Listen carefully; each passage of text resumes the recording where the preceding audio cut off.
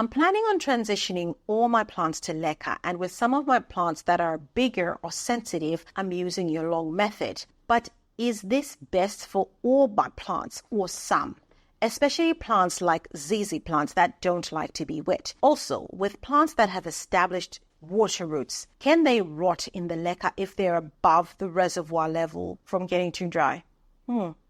Hang on, I'm not understanding this last bit, but I'll try and figure it out. Using the long methods for plants like ZZ plants, certainly not. This is a ZZ plant that I got here. I recently transitioned this plant from soil to leca. If you haven't seen the video, just click on the link above. It'll take you to it. And in that transition, nowhere do I mention the long method because ZZ plants do not like an excess of water. So you are not putting your ZZ plant in there. Things are going to go very badly and that plant will get root rot and that's going to be the end of it. So certain plants, things like Codex plants, for example, succulents, you will not be doing that when you're transitioning your plants from soil to leca. Other plants will probably be happy. So you just kind of have to find out, is a plant water loving or isn't it water loving? If a plant is not water loving, you're probably not going to use the long method. I think that's kind of a blanket rule that I would say for that. Otherwise, majority of plants are quite happy to go through the long method. Now, if your plants have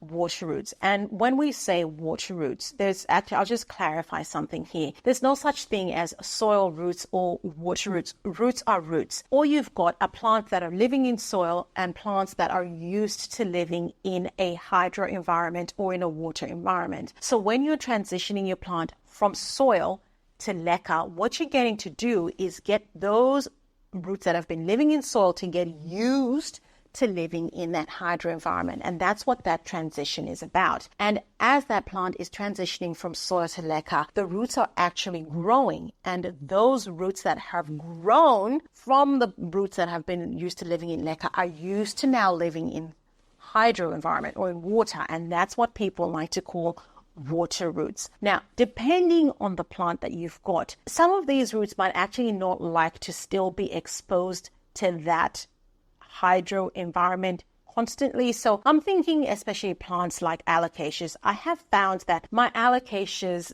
generally don't like to be exposed to the reservoir a lot. Most other plants like Hoyas, even ZZ plants, will be happy to actually have their roots growing in the reservoir and sitting in the reservoir. So just evaluate your plant, see how it's going, take it out of your plant out of the reservoir periodically, check on those roots. And sometimes you'll find that some of those roots are actually starting to desiccate, they're actually starting to decay. Go and flush your plants, clip those roots off, cut them off, and your plant will probably be okay.